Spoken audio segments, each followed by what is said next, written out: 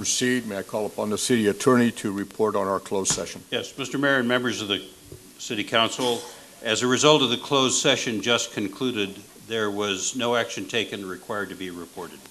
Thank you, Carl. Ladies and gentlemen, I'm going to deviate just a little bit on the invocation. I have the privilege of giving the invocation this evening, and I thought I'd just make a couple of comments if I can. Recently, at our council meetings, we've had a great deal of public participation on a number of important matters for this community. I'm aware that there has been some, probably what we could term some extensive communications amongst certain members of the community relevant to public participation and being heard by this council and members of the community at large. I just wanted to kind of make a comment, if I may. This city and all of the accomplishments of this city going back over its 20-year history have been the result of the community. Right back to before the beginning of the city, the community came together, a large group of people, and sat at a dinner table and began discussing and mapping out the formation of the city of Santa Clarita. Those same people, many of which I know, Lorene West being one, and Frank, I dare say you perhaps, I wasn't in all candor, but people have continued to be active and participatory in this city. And that is how this city has been able to draw upon the community and achieve the myriad of accomplishments that we have got, that we have been able to bring forward. I've said this many times, and I mean it sincerely. We are a poster child of success as we look up and down the state of California and evaluate and compare the accomplishments of communities. And I simply want to tell you, that is not going to deviate. It is not going to change. This city is going to continue to be effective in being able to do good things for the families that enjoy living here and the people that enjoy working here because of the public and the public participation. I assure you, in spite of some of the emails that have gone about town, nothing is going to change. This city will continue to listen to and rely upon the good judgment and common sense of its members to formulate and make responsible decisions in behalf of all of its citizens. At the same time, I'd like to remind you, we have a lot of diversity of opinion in this city. Please do not believe that if you are at the microphone at this city council meeting, that your opinion is the only opinion and that nothing else matters. The truth of the matter is this council is seated here on behalf of approximately 185,000 people that reside in the city of Santa Clarita. And we're responsible to each and every citizen. We value, we rely upon the information from our citizens, I guarantee you, ladies and gentlemen. But please understand that this council, as they weigh, evaluate, listen, and learn, will make their decisions to the best of their ability in behalf of all of our citizens, and always being mindful of staying within and consistent to the law. Thank you very much. This time I'd like to call the City Council to order. Roll call, please. Councilmember Ender. Here. Councilmember West. Here. Mayor Pro Tem Ferry. Here. Councilmember McLean. Here. Mayor Keller. Here. Thank you. And if I may, I am going to take the opportunity to lead us all in the Pledge of Allegiance. Will you please stand, ladies and gentlemen? Join me in recognizing our great flag. Allegiance to the flag of the United States of America, republic for which it stands, God, indivisible, liberty and justice for all.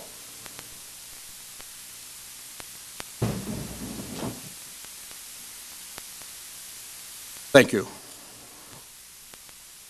This evening we have some good things going on. We're going to begin by recognizing the Amateur Radio Week proclamation that's going to be presented. I'm going to call upon Mayor Pro Tem Frank Ferry to make that recognition. Frank? Good evening. The City of Santa Clarita is officially named the week of June 23rd through June 29th Amateur Radio Week. Whereas the City of Santa Clarita has more than 400 licensed amateur radio operators, many who serve on our county and city disaster and emergency communication teams. And over this past year, the news has been full of reports of amateur radio operators providing critical communication in emergencies worldwide. Whereas when trouble is brewing, amateur radio operators are often the first to provide critical damage reports, emergency supply requests, and communication to the areas outside the disaster zone. And whereas the amateur radio operators utilize sophisticated home-designed equipment which can transmit and receive messages just milliseconds after they were sent. Whereas these operators run an alert 24 hours a day, ready for any emergency, whether it be local or worldwide. Whereas our Santa Clarita Emergency Communication Team conducts weekly emergency preparedness drills along with LA County Sheriff and Fire teams, the American Red Cross, Henry Mayo Newhall Memorial Hospital, and our own city of Santa Clarita. We now therefore be it proclaimed, we the city of Santa Clarita declare the week of June 23rd through 29th, 2008 as Amateur Radio Week, and we call upon our citizens to pay tribute to amateur radio operators. Tonight, we have members of our amateur radio club, W6JW, which was formed January 1st, 1960, and has been operated for 48 years.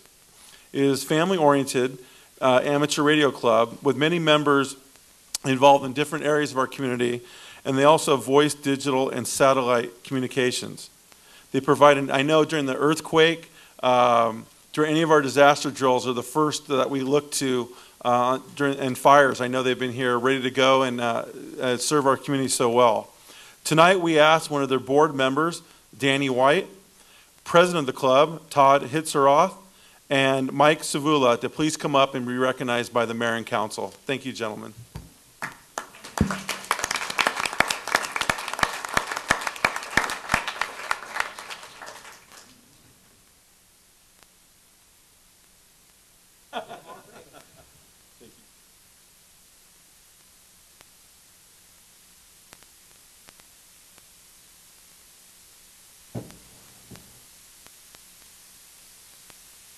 All right, let's move over this way a little bit.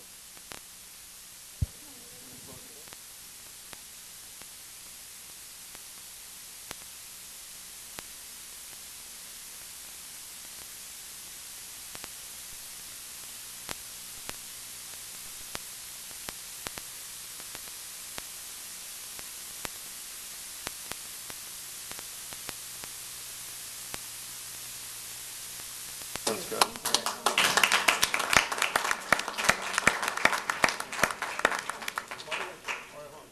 Microphone? Yes.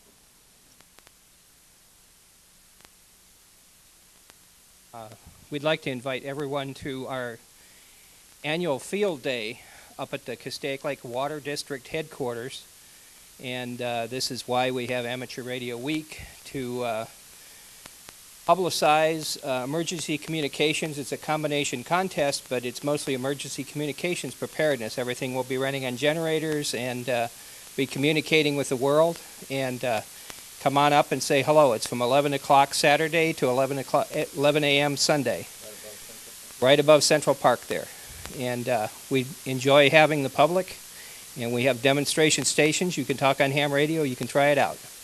And we thank you. Thank you very much for the city and all the support they give the club and the Disaster Communications Group. Thank you.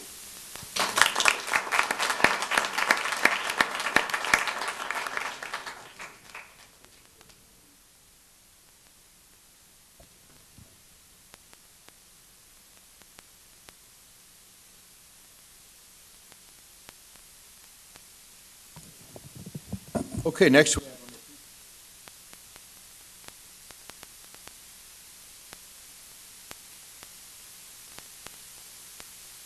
Thank you. Doing this. Tonight, the City of Santa Clarita would like to recognize the city's Communications Division as well as the Sheriff's Department and Economic Development Division, all of whom honored our city by winning 4 state awards from the California Association of Public Information Officers for Excellence in Communications. The CAPIO Awards are meant to showcase outstanding communication strategies, products, and skills. The awards that were won are as follows. For the CAPIO Public Safety Program or campaign, the city's Pull to the Right campaign received a first place award of excellence.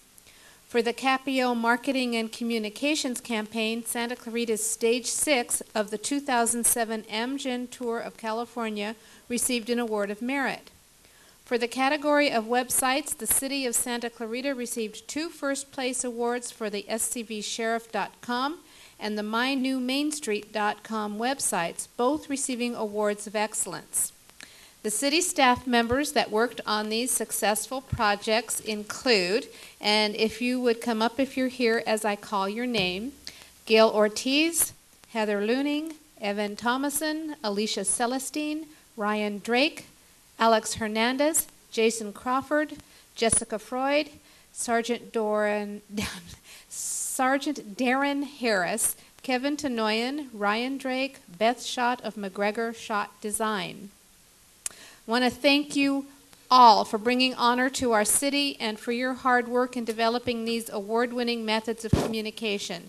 Your talents are what helps to make Santa Clarita the amazing city we all enjoy. Now you can clap.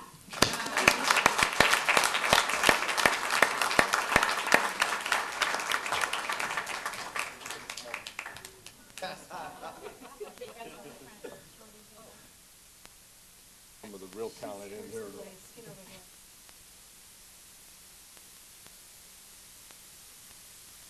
Guys, squeeze in, guys.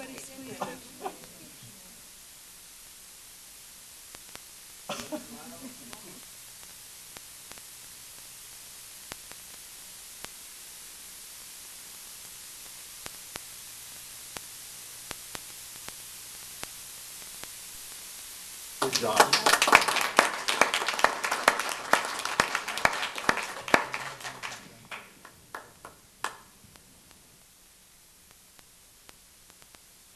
Jason Crawford. Stay close, will you? Jessica? Don't run off too quick. Next, I would like to make a presentation, if I may, to the Tourism Office of Recognition. Tonight, the City Council is pleased to recognize the city's Tourism Office for receiving the prestigious Grand Prize for Best Economic Development Program in the state of California. Wow.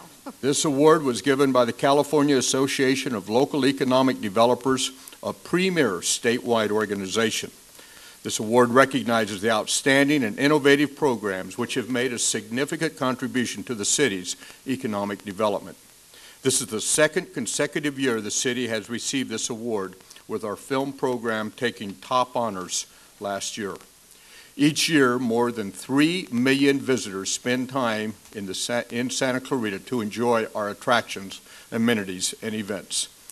We would like to ask that Jason Crawford, the Market and Economic Development Manager, and Jessica, I have never tried to pronounce your name. Fruity? No, it's not fraud. How do you pronounce it? Freudy. That's what I said, right? Film and Tourism Administrative Analyst to please come forward and receive this honor on behalf of the city's Tourism Office. Come on over, guys. Am I missing? Kelly's here, too.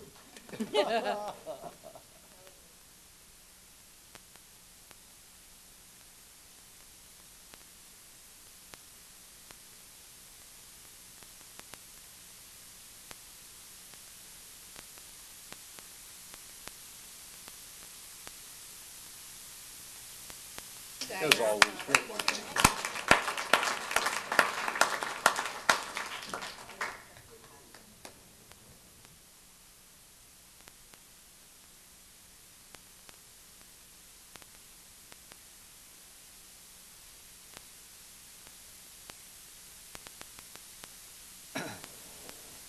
At this time, ladies and gentlemen, we'll move over to the public participation portion of our meeting, and we've got what appears to be about a dozen speakers.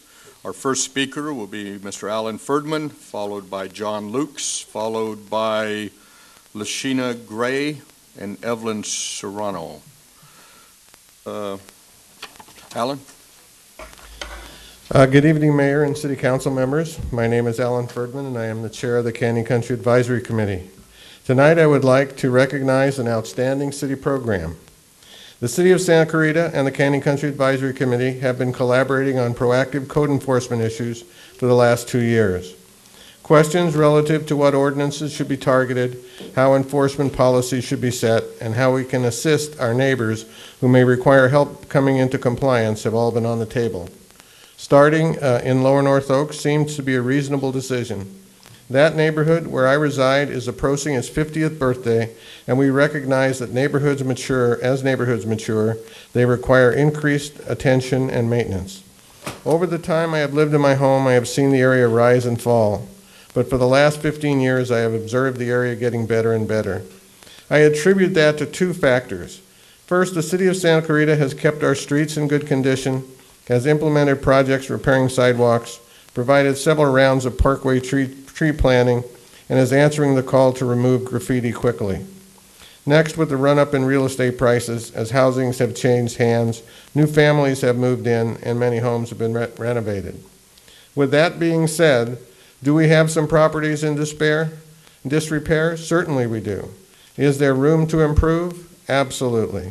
That is why I support the City of Santa Clarita's Extreme Neighborhood Makeover Proactive Code Enforcement Program.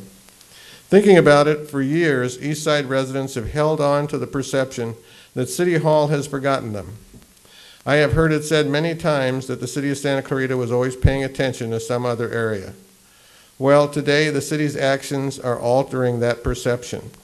Not only is city government making an effort to help make Canyon Country a better place to live, they are hosting an invitational block party to communicate the program with the community. Council members and senior staff, along with the sheriff and fire department, will be at the event.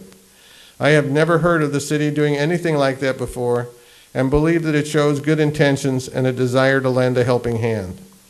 For those of us living in this phase of the extreme neighborhood makeover, the block party represents a great opportunity. At that event, residents will be able to meet city officials, learn about the makeover and the available programs that will help improve our neighborhood. For city officials, the block party represents an equally important opportunity. At the event, city officials can meet the residents and become more aware of what support and services our local neighborhood requires. It is a win-win situation. The Canyon Country Advisory Committee wholeheartedly supports and appreciates the effort. Thank you. Thank you. Our next speaker is John Lukes, to be followed by Lynchina Gray and Evelyn Serrano. John, good evening, sir. Good evening. My name is John Lukes, and I'm the bicycle safety instructor for the City of Santa Clarita and a volunteer for the Sheriff's Department. According to the city attorney, it is against the law to ride a bicycle on the sidewalk in the City of Santa Clarita. He based this decision on the California Vehicle Code 21200 that reads, every person riding a bicycle upon the highway has the same rights and is subject to all the provisions applicable to a driver, which means that wherever a motor vehicle is not allowed, neither is a bicycle. The city attorney added that the Sheriff's Department turns their heads to most bicyclists that break the law. If it is a law, it should be enforced. Because it is against the law to ride a bicycle on the sidewalk, and any bicyclist, whether adult or child, riding on the sidewalk and is hit by a motor vehicle when the motor vehicle is backing out of a driveway is in the wrong. When I confronted the city on this law, they said that it was a state law and I should have them change the law. So I wrote the governor. I received an answer from the California Department of Transportation Bicycle Program Manager stating that the city can change the law, California Vehicle Code 21206. I then told the city that it is against the law to ride a bicycle on the sidewalk. If it is, I'll have to tell the children in Santa Clarita. Their answer was, I wish you would. And so I did. After giving my presentation to a large group of children at a church group of varied ages, a little girl put her hand up and said, my parents won't let me ride on the street and they don't have time to take me to the bike path, so what do I do? My question to the city council members is, where can that little girl ride her bicycle without breaking the law? And if the law is changed, if the law pertaining to riding on the sidewalks can be changed, why don't we do it? Thank you very much. Thank you, sir. And Sheena and Evelyn? Hey, hi, my Will be name followed by Tony Natoli, by the way. Sorry. My name is Lynchina Gray. I represent the residents of the Valle de Oro neighborhood in New Hall. What we are calling upon is the City of Santa Clarita Council to support our neighborhoods with initiatives that will help us take back our community. Within the last several years, what I've noticed is a rise in crime and a lot of, unrest within our community. What we've done is we've developed a petition to show that the community does care, that we do want change, and we've gotten over 140 signatures, and the signatures are still rising. And Evelyn is going to elaborate a little more on some of the petitions that we would like our city to help us with. Thank you. This is the result of several monthly meetings that we initiated with the help of the city. Actually, we're very thankful to Cynthia Llerena in particular for helping us organize those monthly meetings at McGrath. Started last year, and there are 4 different points I would like to present to you. The first one being a request for additional law enforcement personnel. The second one, pedestrian safety, and under that, we're asking for additional street lighting along Valle del Oro, which doesn't exist right now. Pedestrian crosswalk across Dockweiler and Valle del Oro. Pedestrian sidewalks along Dockweiler Road. The third point is we're requesting substantially greater access to leadership, cultural and athletic opportunities and programming for youth and their parents. And within that point, we're requesting additional transportation for youth to access the existing network of youth programming and facilities in our community. We are requesting that all publications concerning these resources be available in both English and Spanish, because a lot of our community is only Spanish speaker. They can't access information on the programming that you guys are offering. And the development of accessible, fun, and inclusive programming to address cultural understanding and the diversity of our community. And the last point is strengthening of witness protection programs that will increase the ability of our residents to report crimes that they're witnessing without the fear of retaliation. Thank you so much for listening to us. And we brought the signatures with us in case you want to see them.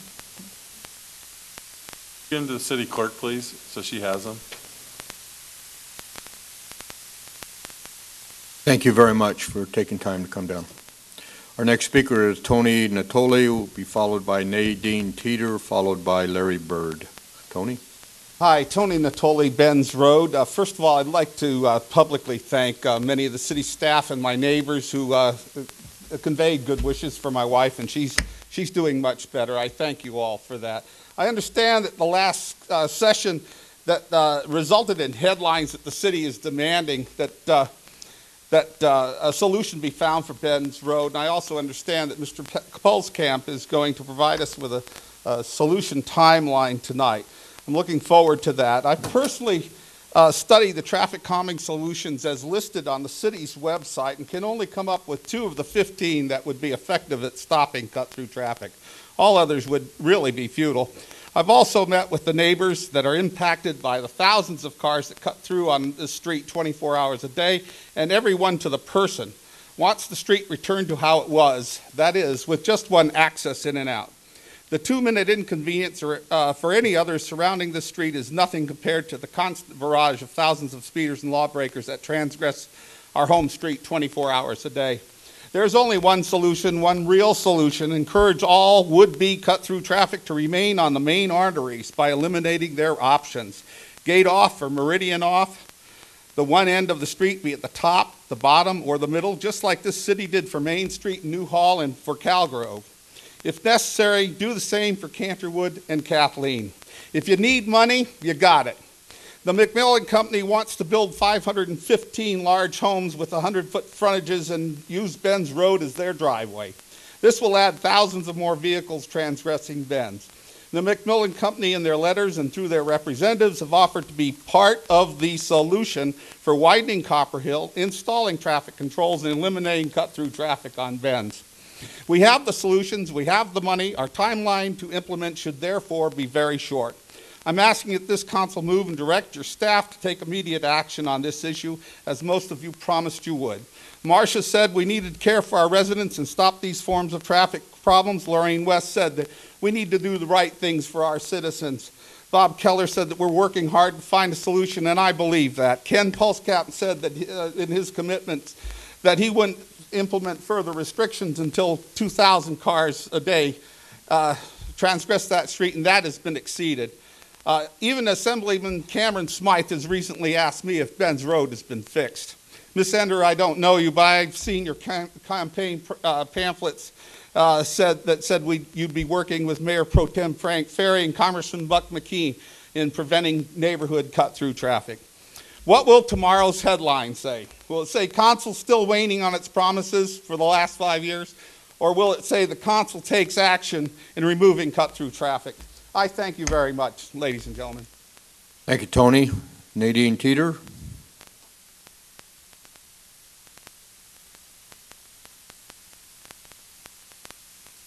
Good evening, Mayor, council members, Ken. My name's Nadine Teeter. I know you're tired of listening to us complain about our neighborhood traffic problem. But I promise you, my neighbors and I are far more tired of listening to an excess of 3,000 cars a day driving down our streets. Be grateful you only have to listen to us twice a month. We have to listen to it 7 days a week. Ken, you've become a big disappointment to many. Your word games and sidestepping of issues has become old. You say you understand my neighborhood's frustration. No, you don't, and please don't pretend that you do. You do not live on my street. You go home to your gated community with no traffic. At the March 11th council meeting, you said you needed 3 months to come up with a solution for our problem. My neighborhood anxiously waited for June, hoping that you cared enough and would return our streets to what they were, residential streets. Instead, at the June 10th council meeting, you did nothing more than push us off again. Off the agenda for June 24th. At the June 10th council meeting, you said you needed another 2 weeks to even come up with a time frame as to when you'll have a solution for Canvas Street and Benz Road. Tonight is 2 weeks. I don't see your time frame on the agenda under unfinished business. Do you think we were going to forget? Are you hoping that we would just go away, or are you just going to continue to push us off until there's no longer a problem for you? With that being said, where can I find a copy of the policies that Frank Ferry referred to on the June 10th regarding street closures and speed bumps? I can't seem to find them anywhere. And when is Canvas Street traffic going to be put back on the agenda? Opening up Linda Vista has caused nothing but problems, traffic problems and safety problems. You have given the criminals an easy in and an easy out of my neighborhood. Unfortunately, many have become victims. Just last week, we had 4 residential burglaries. You have the solution to our problem. It's in black and white on the city's website. Why not end this right now and implement it? Thank you for your time. Can I ask you a question? Where did you look for those policies? Personally go through the minutes and the agendas, though, of the previous council? Okay, I'll make sure you get reams of stuff to go through. Larry Bird, followed by Frank Micah, followed by Susie Zabel. My name is Larry Bird. I'm a resident of Newhall. I'm also on the Newhall Redevelopment Committee for the last 11 and a half years. And I'm a treasurer of Old Town Newhall Association. The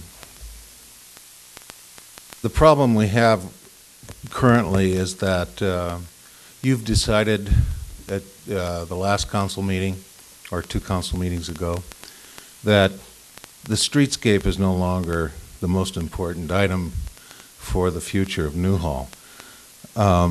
Consequently, you've pretty much decided that you're going to just do 1 block south of Market Street.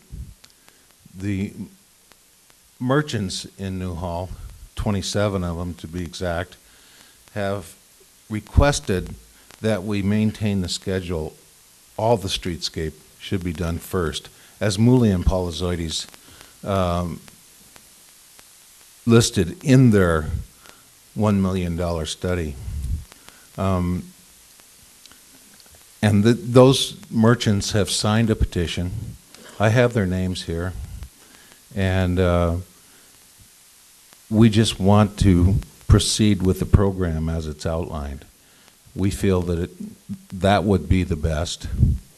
The Newhall Redevelopment Committee took a vote at the last monthly meeting, and the majority of committee members also supported the streetscape as the #1 priority for the list. and I think we should go ahead with that. I would read you the names, but we've got more people. Thank you, Larry. Frank Micah?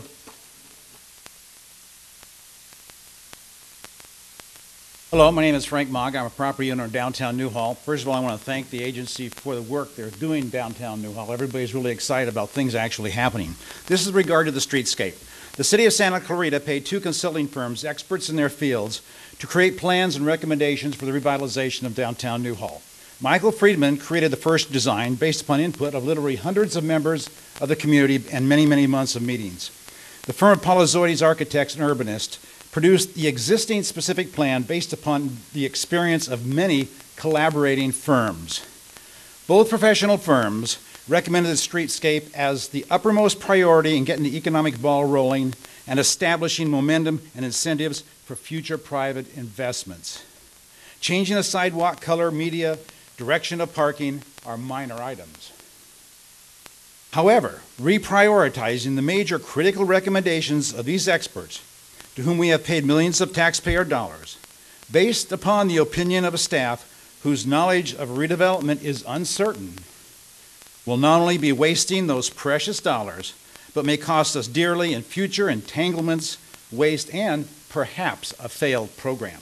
Old Town Newhall Association has hosted a variety of forums in conjunction with the city.